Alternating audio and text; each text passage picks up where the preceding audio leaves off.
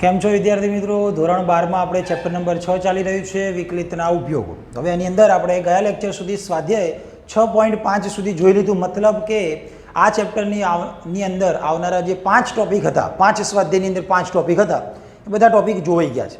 હવે આપણે છેલ્લું સ્વાધ્યાય જોઈ રહ્યા છે પ્રક્રિયાના સ્વાધ્યાય, જેની અંદર બસ એના એ જ 5 ટોપિકનો ઉપયોગ આપણે કરવાનો છે. એટલે હવે કોઈ નવા ટોપિક નથી કે નવી થિયરી નથી. જે આગળ જોઈ લીધું છે બસ એ જ વસ્તુ એક વખત રિવાઇઝ કરવાની થશે આ સ્વાધ્યાયની અંદર. ખ્યાલ આવી જાય છે? ચલો તો આપણે શરૂ કરીએ. આપણે પ્રક્રિયાના સ્વાધ્યાય 6 એનો પહેલો દાખલો, જેની અંદર આસન મૂલ્ય શોધવાનું કીધું છે. એટલે સ્વાધ્યાય 6.4 યાદ આવી જાય આપણને. આસન મૂલ્ય શોધવાની જે પણ મેથડ હતી એ આપણે કરવાની. હવે તમે જો અહીંયા 1/4 છે એટલે એને ચતુર્થ મૂળ આપણે કહી શકીએ. અહીંયા 1/5 છે, ભલે માઇનસમાં છે, એને પંચમૂળ આપણે કહી શકીએ. ખ્યાલ હશે ને? મેથડ આપણને યાદ આવી જોઈએ. આપણે મેથડમાં વિધેય નક્કી કરવું પડે, વિધેયનું વિકલન લેવાનું, પછી એક્સની કિંમત ને ડેલ્ટા એક્સની કિંમત નક્કી કરતા હતા. બસ એ જ વસ્તુ આપણે અહીંયા કરવાની છે. એટલે હવેના આખા સ્વાધ્યાયની અંદર એક જાતનું રિવિઝન થઈ રહ્યું છે એવું તમને લાગશે. ચલો, સૌથી પહેલું કામ, રકમમાં જે પણ આપ્યું છે એના પ્રમાણે વિધેય બનાવવાનું. 1/4 ઘાત છે એટલે આપણે ધારીએ છીએ, ધારો કે એફ ઓફ એક્સ બરાબર એક્સની કેટલી ઘાત? 1/4 ઘાત. આ રીતે આપણે ધારીએ. જે રકમ આપ્યું એના પ્રમાણે કંઈક ધારવાનું. સાથે સાથે આપણે વિકલન લેતા જઈએ. એફ ડેશ એક્સ ઘાત આગળ એક ઘાત ઓછી તો 1/4 આગળ એક્સની 1/4 -1 કરો એટલે -3/4 મળે. તો મેં લખી નાખ્યા -3/4. સમજાઈ ગયું હશે? હવે આપણે આ જે પણ કિંમત આપી છે 17/81 ની 1/4 ઘાત, એમાં ચલો 81 માટે આપણને આવડે કે 3/4 ઘાત થાય. પણ 17 માટે એવી કોઈ 4 ઘાત જવાબ તમને મળતો નથી. તો એના માટે શું કરવાનું? આપણે 17ની નજીક એવી કોઈક સંખ્યા શોધવાની જેની 4 ઘાત કરવાથી જવાબ મળે. તો 17ની જોડે પેલા 16 છે. 16 એટલે કોની 4 ઘાત? 2ની 4 ઘાત. તો આપણે એનો ઉપયોગ અહીંયા કરશું. તો લખીએ કે અહીં 17/81, આને આ રીતે લખાય કે ના લખાય? 16 + 1 બરાબર, એટલે 17 થઈ ગયા. અને 81 બંનેને હું આપી દઉં, 81 બરાબર છે. તો આ રીતે 16/81 એટલે 16 એટલે 2ની 4 ઘાત, 81 એટલે 3ની 4 ઘાત, બંનેની 4 ઘાત ખબર છે. એટલે ટૂંકમાં આને આપણે શું ધારતા હતા? એક્સ ધારતા હતા, યાદ હશે. અને બાજુમાં જે તમને દેખાય છે +1/81, એને આપણે શું કહેતા હતા? ડેલ્ટા એક્સ કહેતા હતા. અને જે આ જવાબ છે, મતલબ કે આપણી રકમ છે અત્યારે, એને આપણે શું કહેતા હતા? X plus delta x. હવે સૂત્ર યાદ કરી લેવાનું. સૂત્રની અંદર કિંમત મૂકવાની અને સાદરૂપ આપશો એટલે ઓટોમેટિક તમને જવાબ મળશે. અહીં f of x plus delta એક્સનું જે સૂત્ર હતું એ લખીએ તો તમને જવાબમાં શું મળતું હતું? અહીંયા F of x plus delta x સાથે એફ ડેશ એક્સ. ચલો, બધી કિંમત મૂકીએ હવે આપણે.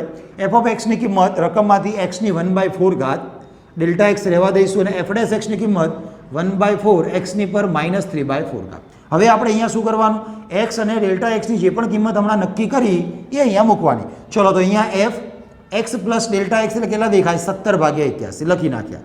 17/81 બરાબર છે, નિયરલી ઇક્વલ ટુ છે. એક્સની જગ્યાએ 16/81 લખવાના છે અને એની ઉપર કેટલી ઘાત છે? 1/4. ડેલ્ટા એક્સ તમને ઉપર દેખાય 1/81. આગળ વધીએ 1/4, આગળ વધીએ એક્સ. એક્સની જગ્યાએ 16/81 અને ઉપર કેટલા છે? -3/4. સાદરૂપ છે. હવે આપણને 4 ઘાત ખબર છે, એ મૂકી દઈએ. જો તારે જો આ આપણું વિધેય એફ ઓફ એક્સ જે હતું એક્સની 1/4, એમાં એક્સની જગ્યાએ શું મૂકવાનું કહે છે? 17/81. એટલે મેં એક્સની જગ્યાએ મૂકી દીધા 17/81. એટલે ટૂંકમાં આ આપણો શું થઈ જશે? સવાલ થઈ જશે. એની કેટલી ઘાત ઉપર? 1/4. બરાબર ને? એફ ઓફ 17/81 મતલબ એક્સની જગ્યાએ 17/81 મૂકીએ એટલે આપણને સવાલ મળી ગયું. હવે આનું થોડું ઘણું સાદરું.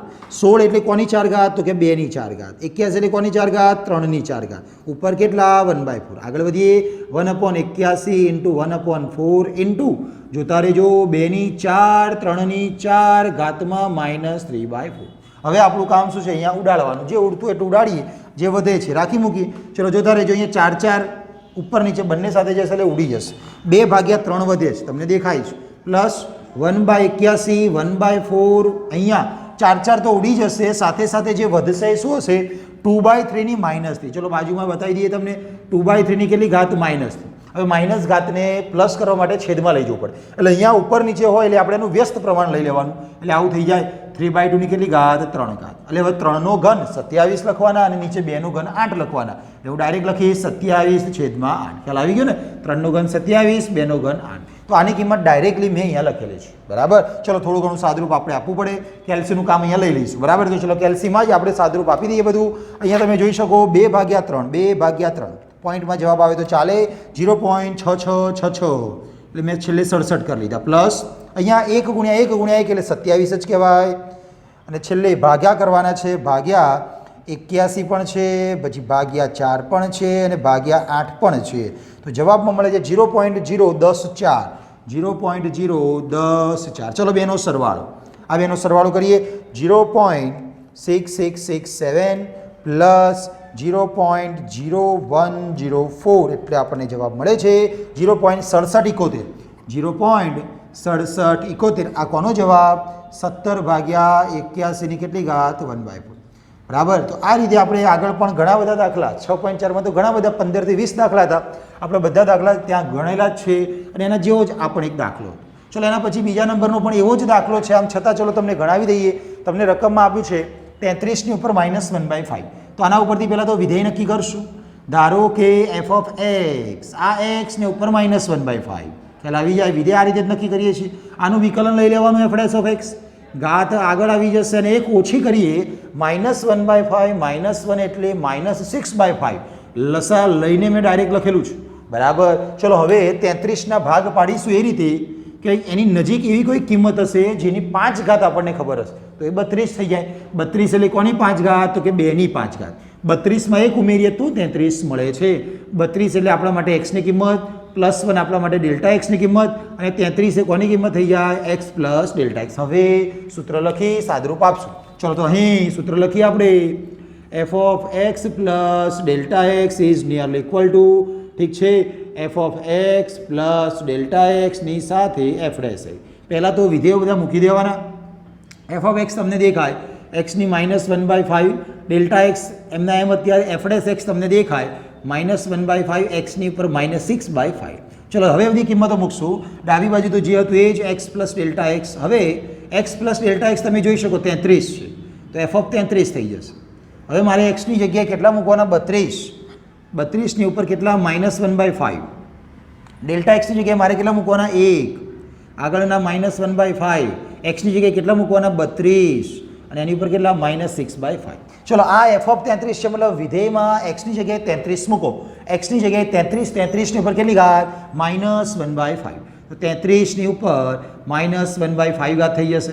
ચલો પછી એની આગળ 32 એટલે 2ની 5 ઘાત.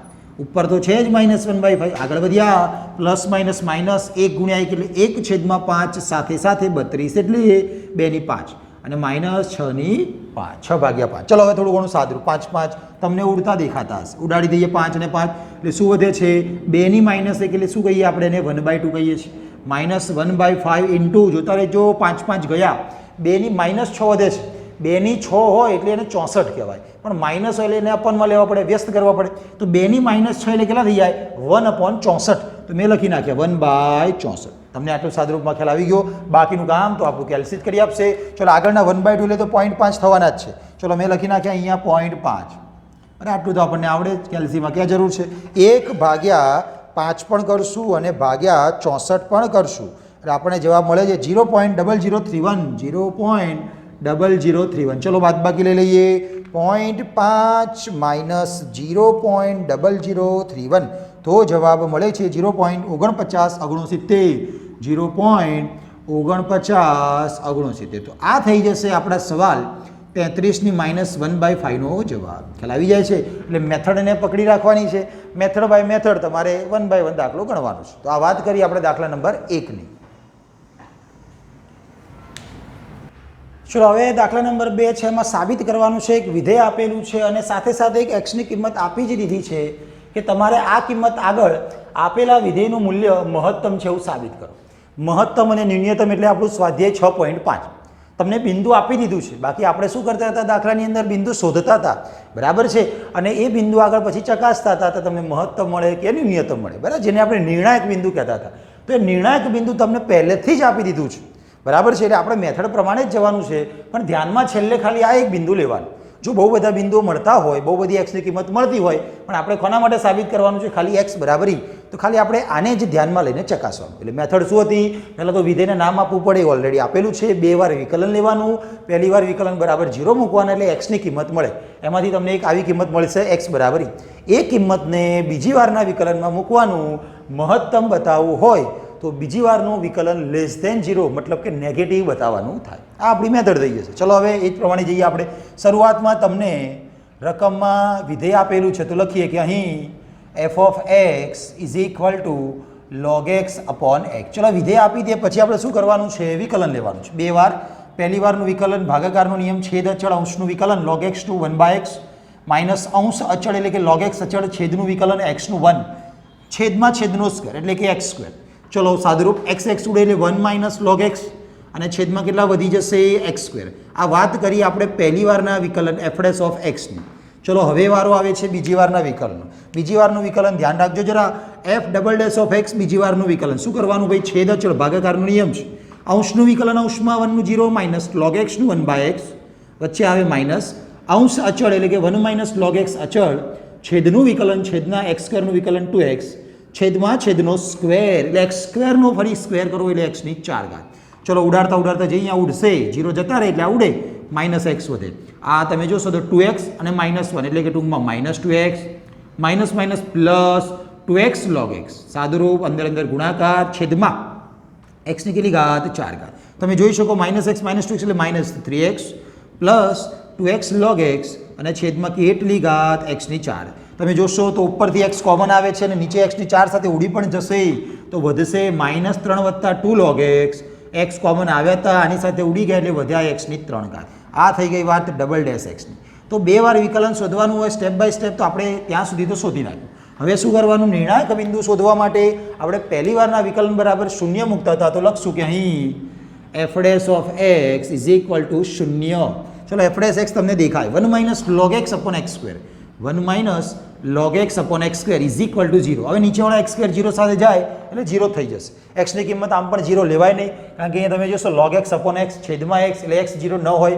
સાથે સાથે તમે log x માં ઉપર x ની જગ્યાએ 0 મૂકશો તો log 0 એ પણ અવ્યાખ્યાયિત ત્યાં પણ ન હોય એટલે x ની કિંમત આમ પણ 0 નહીં હોય એટલે 1 minus log x is equal to 0 એટલે કે log x બરાબર 1 કિંમત લોગમાં કોના માટે લખવામાં આવે છે? e માટે. તો log e બરાબર 1 થઈ ગયા. સામે log ઉડી ગયા તો x બરાબર શું મળી ગયા? આપણને e મળી ગયા. સમજાઈ ગયો હશે. ચલો તો x ની કિંમત e આપણે લાવવાની જ હતી અને રકમમાં પણ એ જ કિંમત આપેલી. તો આ કિંમત માટે મહત્તમ બતાવવું હોય તો આ કિંમતને દ્વિતીય વિકલનની અંદર મૂકવામાં આવશે અને જવાબ ઋણ લાવવામાં આવે તો મહત્તમ મૂલ્ય મળ્યું કહેવાય. ચલો તો પછી f double dash of e direct લખશું. હવે ફરીથી f ડબલ ડેશ નથી લખતા, x ની જગ્યાએ e મૂકવામાં આવશે. -3 + 2 log x બટ x ની જગ્યાએ e છેદમાં e ની 3 ઘાત. x ની જગ્યાએ e છે એટલે e ની 3 ઘાત. જોતા રહેજો -3 + 2 log e બરાબર 1 લખવામાં આવે છે. ઉપર જ લખીને આવ્યા છીએ આપણે log e બરાબર 1 છેદમાં e ની 3 ઘાત. 3 માંથી 2 જાય એટલે 1 નિશાની મોટાની નીચે. તો જોઈ શકો તમે જવાબ શું મળ્યો? Less than 0. e એટલે તો 2.718 ની 3 ઘાત કરો એટલે પ્લસ જ મળે. તો ટોટલ જવાબ હંમેશા માટે શું મળી જાય છે? Less than 0. કઈ કિંમત આગળ? e માટે, x બરાબર e માટે. તો આપણે લખી શકીએ કે તેથી x બરાબર e માટે x બરાબર e આગળ અથવા માટે f ઓફ x એ મહત્તમ મૂલ્ય આપશે અથવા મળશે. બરાબર છે? x માટે f ઓફ x એ મહત્તમ મૂલ્ય મળશે અથવા આપશે. એ તો પોતપોતાના શબ્દોમાં લખીશું. એ દાખલો બહુ જ સહેલો છે. 6.5માં આપણે આવા ઘણા બધા દાખલા જોઈને આવ્યા છીએ. વાત કરીએ આપણે દાખલા નંબર 2 ની. ચલો હવે દાખલા નંબર 3 જેમાં એક સમદ્વિભુજ ત્રિકોણની વાત કરેલી છે. એક સમદ્વિભુજ ત્રિકોણના અચળ આધારનું માપ. એ રકમમાં તમને જે ત્રિકોણનો આધાર હોય બેઝ કહેવાય એ અચળ આપ્યો છે અને એની કિંમત આપી છે સ્મોલ બી. ઠીક છે? તો તથા તેની 2 સમાન લંબાઈની બાજુના માપ. હવે એના સિવાય આધાર સિવાય 2 બાજુ હોય તો એ બંને બાજુ કેવી હશે? સમાન, કારણ કે સમદ્વિ બાજુ છે. તો બંને બાજુના માપ 3 સેન્ટીમીટર પ્રતિ સેકન્ડના દરે ઘટી રહ્યા છે. તો આ જે માપ છે એ ઘટી રહ્યા છે. એનું માપ નથી આપ્યું 3, એ ઘટી રહેવાનો દર આપ્યો છે સમયની સાપેક્ષ. બરાબર? તો જ્યારે આ ત્રિકોણની 2 સમાન બાજુઓના માપ આધારના માપ જેટલા થાય. આ જે બાજુના માપ છે માની લો કે ચલો આ બાજુ x લંબાઈની છે, x સેન્ટીમીટર લંબાઈની. બરાબર? બંને સરખી જશે અને નીચે આધાર કેટલા લંબાઈનો હતો? b. મતલબ જ્યારે x અને b બંને સરખા થાય એવું આપ્યું છે. બંને સમાન બાજુના માપ આધારના માપ જેટલા. સમાન બાજુના માપ ધારો કે x લીધા હોય, આધારનું માપ b છે, એટલે કે જ્યારે x બરાબર b થાય ત્યારે ત્રિકોણનું ક્ષેત્રફળ કેટલી ઝડપથી ઘટે. ત્રિકોણનું ક્ષેત્રફળ કેટલી ઝડપથી ઘટે મતલબ સમયની સાપેક્ષ આપણે વિકલન લેવાનું થાય. એટલે યાદ કરી લો, સ્વાધ્યાય 6.1 જેવા આપણે દાખલા છે રાશિઓમાં થતા ફેરફારનો દર. બરાબર. ચલો તમને ત્રિકોણ દોરીને પહેલાં સમજાવી દઈએ આ વસ્તુ. ચલો મેં એક દોરી નાખ્યું છે ત્રિકોણ, જેને આપણે શું કહીશું, સમદ્રી બાજુ ત્રિકોણ. સમદ્રી બાજુ એટલે ચલો આ બે બાજુઓ સરખી છે એવું માની લઈએ આપણે. હવે અહીંયા તમને આ જે આધાર કહેવાય, આધાર એ આપેલો છે b. હવે અહીંયાથી મારે ક્ષેત્રફળ શોધવાનું છે. 1/2 પાયો ગુણ્યા વેધ. પાયો તો રેડી જ છે, વેધ નથી. ચલો દોરી નાખ્યો વેધ, તો અમે દોરી નાખ્યો વેધ. હવે તમને ખબર હશે સમદ્રી બાજુમાં જ્યારે પણ વેધ દોરવામાં આવે ત્યારે આ જે બે બાજુ સરખી હોય એના લીધે શું થઈ જાય કે તમારા આ માપ અને આ માપ પણ કેવું બને, સરખું મળે. મતલબ ટોટલ b હોય તો અડધું અડધું માપ વેચાઈ જાય, b/2 થઈ જાય, b/2 થઈ જાય. ખ્યાલ આવતો હશે તમને. આ ત્રિકોણ ABCની વાત ચાલી રહી છે. વચ્ચે માની લો ચલો કોઈ બિંદુ લઈ લીધું આપણે એમ. આટલું આપણને ખ્યાલ આવી જાય. એટલે મારે ક્ષેત્રફળ શોધવા માટે આધાર પણ જોઈશે અને પાયો પણ. આધાર એટલે પાયો સરખો હોય, આધાર અને વેધ પણ જોઈશે. તો મેં બંને દોરી નાખ્યા છે. બરાબર. થોડુંક નામ નિર્દેશન આપી દઈએ આપણે. અને આ જે લંબાઈ નથી આપી, આપણે ધારી લઈએ ચલો શું છે, x. સમદ્રી બાજુ હોવાથી સરખી લેવી પડે. ચલો આપણે ધારી લઈએ, ધારો કે ત્રિકોણ ABC સમદ્રીભુજ ત્રિકોણ છે અથવા સમદ્રી બાજુ ત્રિકોણ છે, જેમાં તમે જોઈ શકો ઉપર AB બરાબર AC બરાબર મેં કેટલા લઈ લીધા, x સેન્ટીમીટર, તથા BC જે આપણો આધાર છે, પાયો છે, તમે રકમમાં જોઈ શકો છો એ કેટલા લીધા આપણે, b સેન્ટીમીટર. રકમમાં આપેલા છે કે એનું માપ કેટલું છે, b છે, b એટલે b સેન્ટીમીટર. બરાબર. હવે તમે જોઈ શકો કે અત્યારે આપણે શું શોધવાનું છે, ક્ષેત્રફળમાં થતા ફેરફારનો દર. ચલો તો આપણે પહેલાં તો ત્રિકોણનું ક્ષેત્રફળ લઈ લઈએ. ત્રિકોણ ABCનું ક્ષેત્રફળ એટલે એરિયા એટલે a, એનું સૂત્ર 1/2 પાયો ગુણ્યા વેધ. ચલો પાયો ગુણ્યા વેધ લખીએ તો પાયો એટલે BC લખવો પડે અને વેધ એટલે મારે AM લખવું પડે.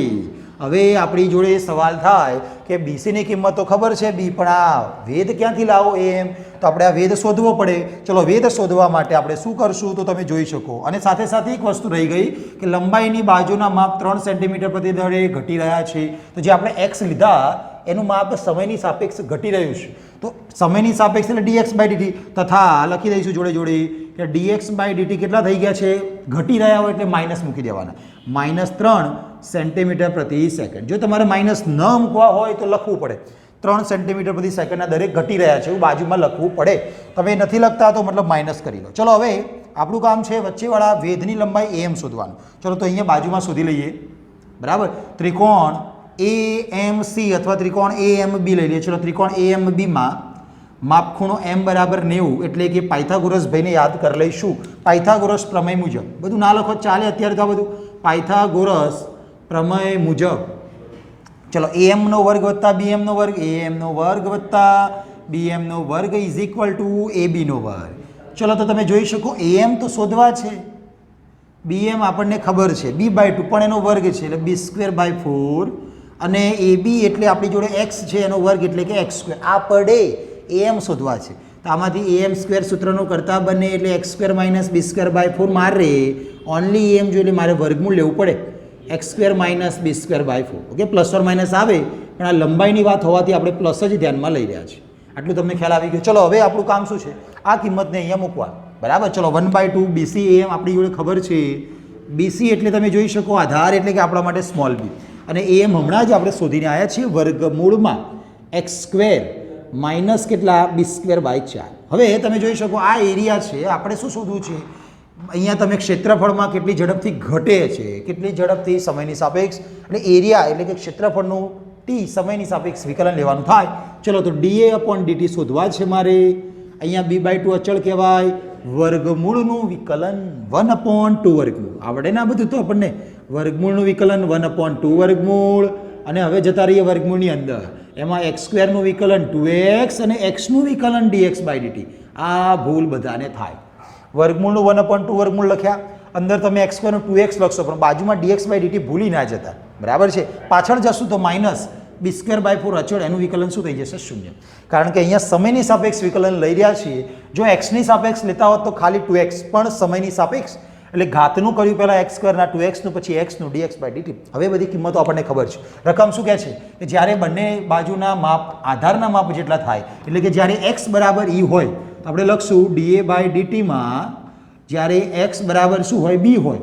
રકમમાં આપ્યું છે ભાઈ x બાજુનું જે લંબાઈ છે આધારના માપ જેટલું થાય એટલે મારે એ જ કરવું પડે, x બરાબર b લેવું પડે, મૂકવાના b/2 વર્ગમૂળમાં 1/2 x સ્ક્વેર એની જગ્યાએ b સ્ક્વેર, x ની જગ્યાએ b²/4 બ્રેકેટમાં 2 x ની જગ્યાએ b dx/dt. તમે જોઈ શકો કેટલા આવે હતા -3. તો આપણે મૂકી દીધા -3. સાદુરૂપ જેટલું આવડે એ રીતે કરવાનું. ચલો બે ઉડી જાય છે. ઉપર શું વધે જોતા રહેજો.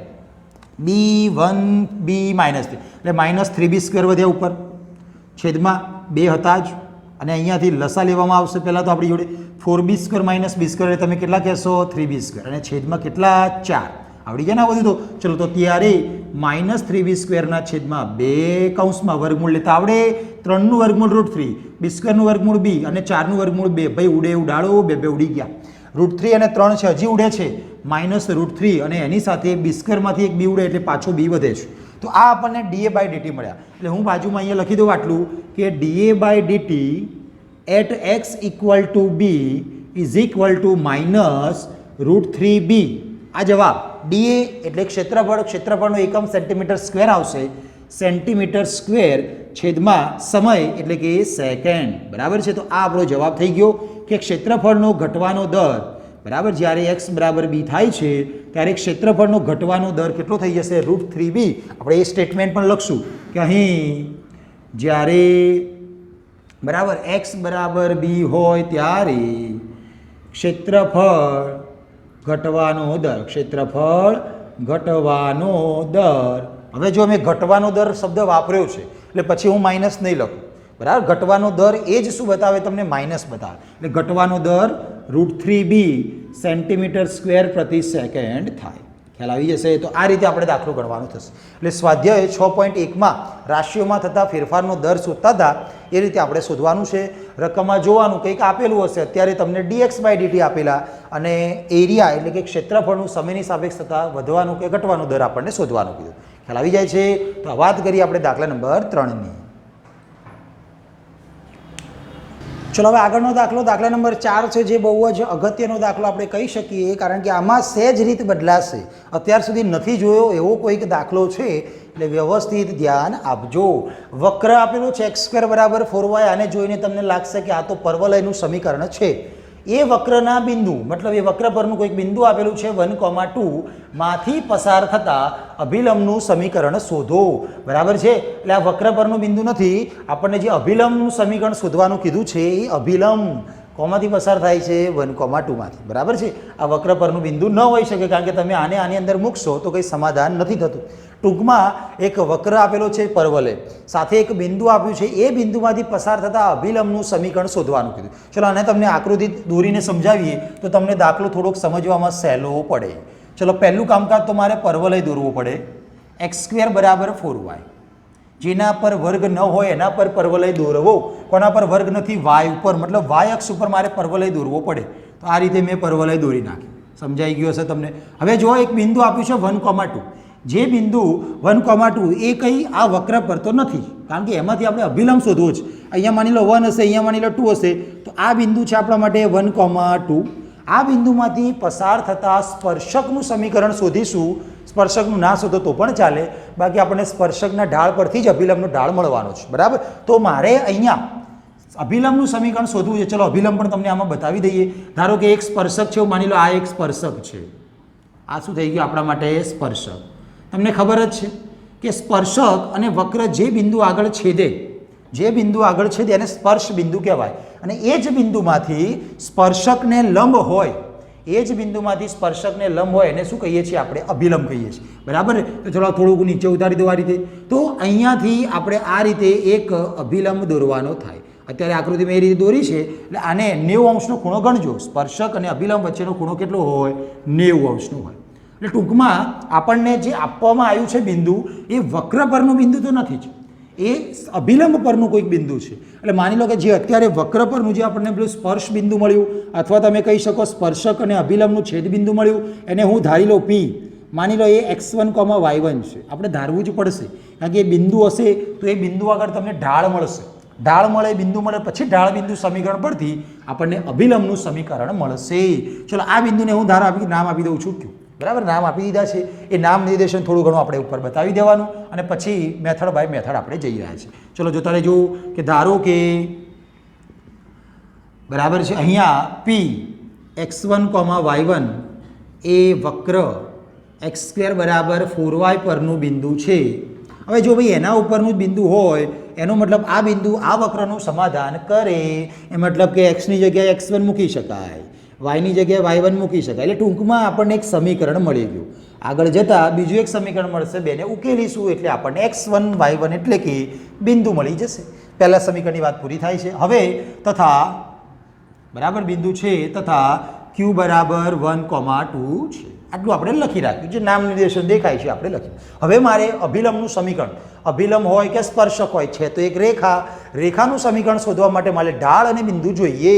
ઢાળ શોધવા માટે આપેલા વક્રનું વિકલન લેવું પડે. ચલો તો ત્યાંથી શરૂઆત કરીએ. અહીં x² બરાબર 4y વિકલન લેતા x² નું વિકલન આવી જશે 2x, 4y નું વિકલન dy/dx એટલે કે dy/dx બરાબર 4 છેદમાં જાય, ઉડી જાય એટલે x/2.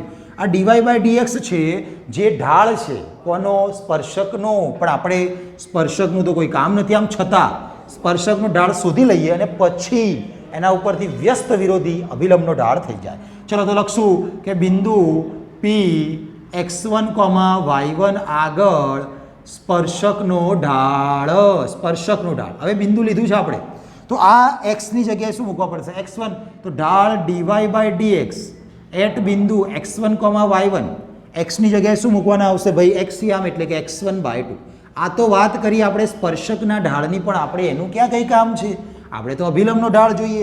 આપણને ખબર સ્પર્શક અને અભિલંબ પરસ્પર લંબ હોય એટલે કે અભિલંબનો ઢાળ, અભિલંબનો, તેથી લખી દઉં છું, તેથી અભિલંબનો ઢાળ વ્યસ્ત વિરોધી x1/2 નું વ્યસ્ત એટલે 2/x1 અને વિરોધી એટલે ધન છે તો ઋણ કરી લો તો -2/x1. તો આપણને અભિલંબનો ઢાળ મળી ગયો. ઢાળ રેડી જ છે અને બિંદુ તો x1, y1 ખબર જ છે, તો ઢાળ બિંદુ સમીકરણ આપણે વાપરવાના જ છીએ. ચલો તો જોતા રહેજો. અભિલંબનું સમીકરણ મારે લખવાનું થાય તો એના માટે મારે બે વસ્તુ જોઈએ, ઢાળ જોઈએ. ચલો ઢાળ લખી દઉં -2/x1 અને બિંદુ લખી દઈએ.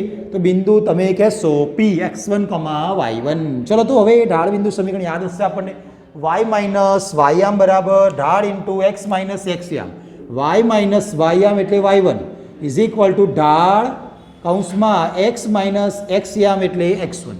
હવે રકમમાં શું આપેલું કે જે પણ અભિલંબ છે એ કયા બિંદુમાંથી પસાર થાય છે, 1, 2 માંથી. લખશું જે 1, 2 માંથી પસાર થાય છે. એટલે આપણું કામ શું થઈ જાય, આ સમીકરણની અંદર 1 અને 2 મૂકવાના, x અને y ની જગ્યાએ ચલો મૂકી દઈએ, y ની જગ્યાએ ભાઈ 2 મૂકતા રહેજો અને જ્યાં તમને x દેખાય છે ત્યાં 1 મૂકતા રહેજો. થોડું ઘણું તો સાદુરૂપ કરવું જ પડે ને. ચલો તો નીચેવાળા x1 આપણે ચોકડી ગુણાકાર કરીને ગુણીએ તો 2x1 આવી જાય, -x1 y1 આવી જાય, -2 અને +2x1, સામે 2x1 કેન્સલ, x1 y1 બરાબર કેટલા, તો તમે કહેશો 2. ચલો હું x1 ને સૂત્રનો કરતા બનાવું તો 2 શું થઈ જશે, y1. સમીકરણ નંબર 2.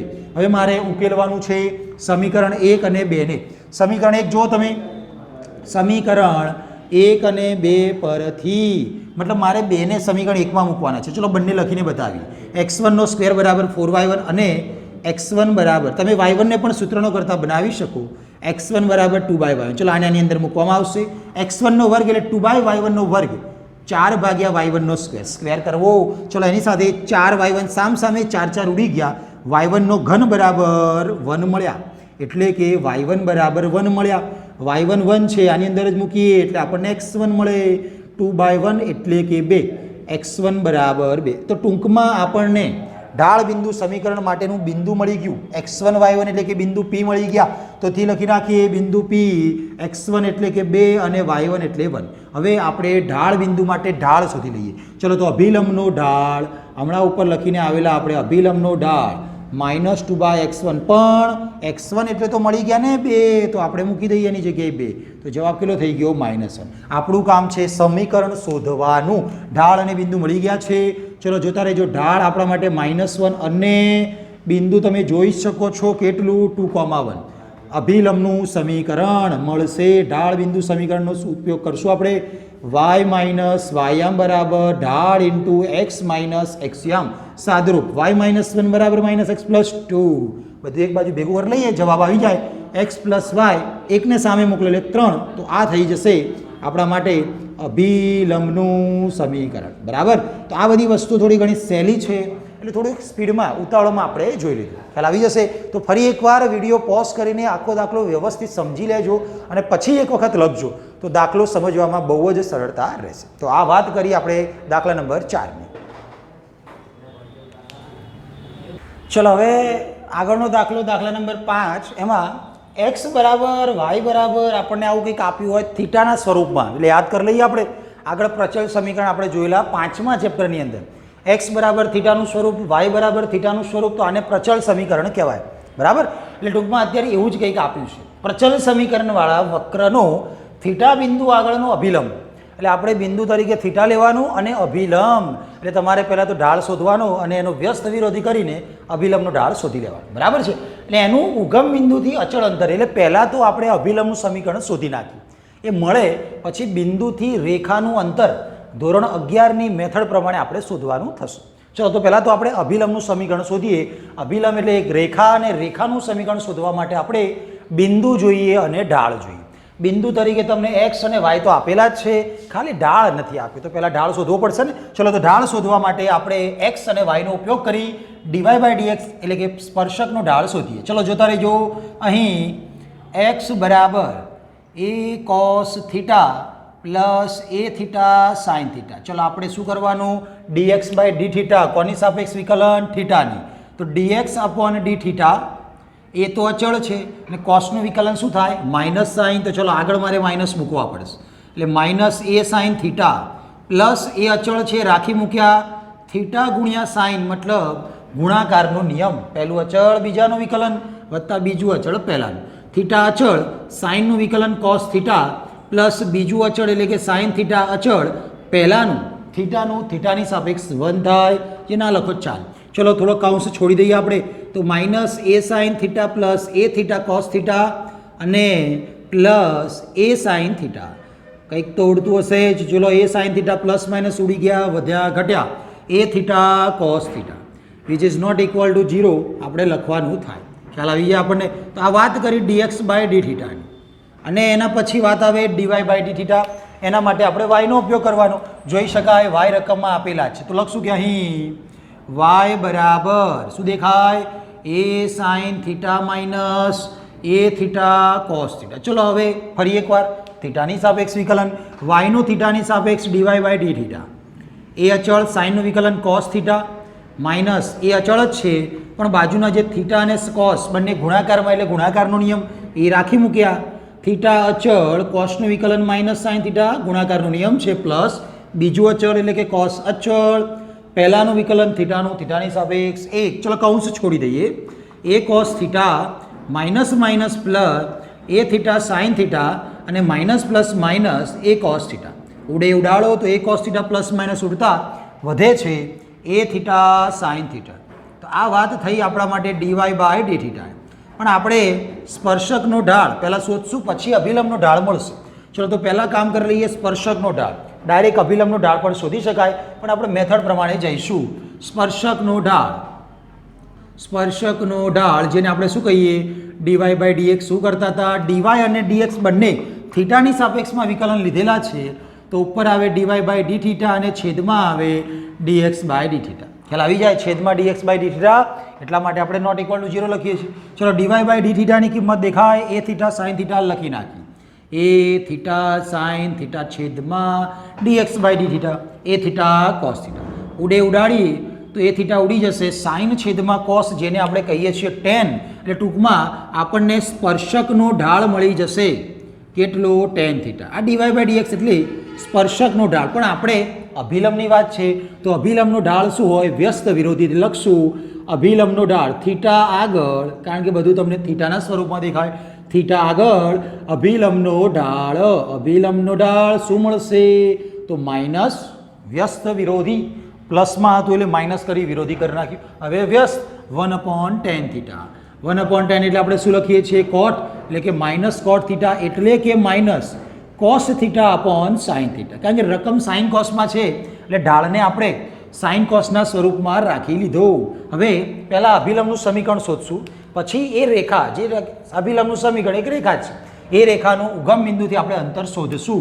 ચલો પહેલાં તો મારે અભિલંબનું સમીકરણ શોધવું છે, તો લખીએ અભિલંબનું સમીકરણ શોધવા માટે બે વસ્તુ જોઈએ, ઢાળ અને બિંદુ. ઢાળ તમને દેખાય કેટલો છે? ઢાળ minus cos theta upon sine theta, અને બિંદુ પણ તમને દેખાતું હશે, રકમમાં આપ્યું છે એક્સ કોમા વાય કરીએ તો એમાં એક્સના યામ એ કોસ વત્તા એ થીટા સાઇન થીટા, એ કોસ થીટા વત્તા એ થીટા સાઇન થીટા, અને કોમા કરીને વાય એમ લખી દઉં તો એ સાઇન થીટા માઇનસ એ થીટા કોસ થીટા. આ વાત કરી બિંદુ અને ઢાળ. હવે એનું સમીકરણ, ચલો તો શું લખતા હતા આપણે? યાદ કરી લો, વાય માઇનસ બિંદુનો વાય એટલે મારે આ લખવાના, પણ આગળ મેં માઇનસ લખ્યા એટલે અંદર નિશાની બદલવાની ભૂલાય નહીં. તો એ સાઇન થીટા અને માઇનસ હતા એના શું થઈ જશે? Plus a theta cos theta is equal two ઢાળ માઇનસ કોસ છેદમાં સાઇન, અને એની બાજુમાં એક્સ માઇનસ એક્સ યામ આપણને દેખાય, માઇનસ સાથે જશે તો નિશાની બદલાશે, તો નિશાની આપણે બદલી નાખી. ચલો હવે ગુણાકાર કરીએ, સાઇનને અહીંયા ગુણી નાખીએ, સાઇન જેવા અહીંયા ગુણાશે, વાયની જોડે સાઇન થીટા એટલે y sine theta minus a sine theta sine એટલે એ સાઇન સ્ક્વેર થીટા. આગળ વધીએ plus a theta cos theta sine theta, એમના એમ જ લખ્યા છે. અને હવે આગળ માઇનસ કોસ થીટા અંદર ગુણાશે તો minus x cos theta minus minus plus a cos square theta minus plus a theta sine theta cos theta. ચલો સામે સરખું a theta sine theta cos theta ઉડી ગયા. સમીકરણ કઈ રીતે લખવામાં આવે? એક્સ વાળું પદ, વાય વાળું પદ, અચળ પદ. એક્સ વાળું પદ તમને સામે દેખાતું હશે, દેખાય ને? માઇનસ એક્સ આ બાજુ લઈ લઈએ તો ચલો આ બાજુ આવી જાય એટલે x cos theta plus y વાળું પદ વાય સાઇન થીટા, બાકી બધું સામે મોકલીએ. સામે તમે એ કોસ સ્ક્વેરને તો જોઈ શકો છો, અને એની જોડે માઇનસ એ સાઇન સ્ક્વેર આવી ગયા એટલે plus a sine square theta. હવે હું ડાયરેક્ટ લખું છું, જરા ધ્યાન આપજો. X cos theta plus y sine theta is equal to a, કારણ કે કોમન વધે કોસ સ્ક્વેર સાઇન સ્ક્વેર, જેનો જવાબ નિત્યસમ પ્રમાણે 1, એને આ બાજુ લઈ લઈએ તો x cos theta plus y sine theta minus a બરાબર 0. આ વાત કરી આપણે અભિલંબના સમીકરણ. હવે આપણને ખબર છે બિંદુથી રેખાનું અંતર આપણે શોધવું હોય, 11મું ધોરણ છે, ચલો અહીંયા તમને યાદ કરાવી લઈએ આપણે. 11મા ધોરણ પ્રમાણે બિંદુથી રેખાનું અંતર, જો તારે જો આ બિંદુ px1 y1 હોય ધારો કે, અને આ એક રેખા છે, એનું આ લંબ અંતર ડિસ્ટન્સનો ડી લઈ લો, આ રેખાનું સમીકરણ માની લો ax plus by plus c બરાબર 0 હોય, તો આપણે અંતર જે શોધવું છે, જેને આપણે ડી કીધા છે, એ શોધવા માટેનું આ સૂત્ર થઈ જશે અંતર ડી બરાબર માનાંકમાં યાદ કરી લો. તમારે જે પણ સમીકરણ આપ્યું હોય એમાં એક્સ અને વાયની જગ્યાએ બિંદુનો એક્સ યામ અને વાય યામ મૂકવાનું. તો આ એ એમના એમ, એક્સની જગ્યાએ બિંદુનો એક્સ યામ એટલે x1 પ્લસ બી, વાયની જગ્યાએ બિંદુનો વાય યામ એટલે y1 પ્લસ સી માનાંક પૂરો છેદમાં એક્સ વાયના સહગુણકનો વર્ગ કરી સરવાળો. એક્સનો સહગુણક એ એનો વર્ગ કરીએ એટલે એ સ્ક્વેર, પ્લસ વાયની જોડે બી એનો વર્ગ કરીએ એટલે એ બી સ્ક્વેર. આ રીતે આપણે અંતર શોધતા હતા. ચલો એ જ વસ્તુનો ઉપયોગ અહીંયા આપણે ક્યાંક કરવાનો છે. આપણે શું કીધું રકમમાં? ઉગમ બિંદુથી અંતર શોધવાનું છે. જો આ ઉગમ બિંદુ જેને આપણે 0,0,0 કીધું, અને આ થઈ જશે આપણા અભિલંબનું સમીકરણ. આ અંતર આપણા માટે ડી શોધવાનું થાય. આ અભિલંબનું સમીકરણ તમને બાજુમાં દેખાય છે, બરાબર. હવે આપણે અંતર શોધી રહ્યા છીએ. અંતર ડી બરાબર, જો તારે જો સૂત્રમાં ડાયરેક્ટ કિંમત મૂકશું, અંતર ડી બરાબર માનાંકમાં જે પણ તમને રેખાનું સમીકરણ મળ્યું હોય એમાં એક્સ અને વાયની જગ્યાએ બિંદુનો એક્સ યામ અને વાય યામ, તો એક્સ અને વાયની જગ્યાએ 0,0 મૂકીએ. એક્સની જગ્યાએ 0 એટલે આખું પદ 0, વાયની જગ્યાએ 0 એટલે આખું પદ 0 માઇનસ એ છેદમાં, બરાબર છે. અહીંયા વર્ગમૂળ આવશે, આપણે વર્ગમૂળ રહી ગયું. વર્ગમૂળમાં એ સ્ક્વેર પ્લસ બી સ્ક્વેર કોસ થીટા, એક્સનો સહગુણક કોસ થીટા એનો વર્ગ એટલે કોસ સ્ક્વેર થીટા, પ્લસ વાયની જોડે સાઇન છે એનો વર્ગ એટલે સાઇન સ્ક્વેર થીટા. તો cos square plus sine square તો 1 જ થાય ને, તો વધે શું? માઇનસ એ, જેને તમે એ કહી શકો અથવા માનાંકમાં લખો તો પણ ચાલે. તો આ અંતર તમને મળ્યું અચળ, એ એટલે શું છે? રકમમાં આપેલું અચળ. તો સાબિત એવું જ કરવું હતું. અભિલંબ ઉગમ બિંદુથી અચળ અંતરે આવેલો છે. તો આપણે જોઈ શકીએ છીએ કે અહીં અભિલંબ એ ઉગમ બિંદુથી અચળ અંતરે આવેલો છે. આને શું કહીએ આપણે? અચળ. તો આપણે છેલ્લે લખી દેવાનું. તેથી સાબિત થાય છે કે અભિલંબ એ ઉગમ બિંદુથી અચળ અંતરે છે. ઉગમ બિંદુથી અચળ અંતરે છે. તો આ રીતે આપણે દાખલાને સાબિત કરવાનો. ફરી એકવાર તમે આખો દાખલો વ્યવસ્થિત જોઈ લેજો. આમ તો સહેલો જ છે, પણ એકવાર ધ્યાનથી જોશો એટલે એકદમ વ્યવસ્થિત તમને આવી જશે. તો આ વાત થઈ દાખલા નંબર 5.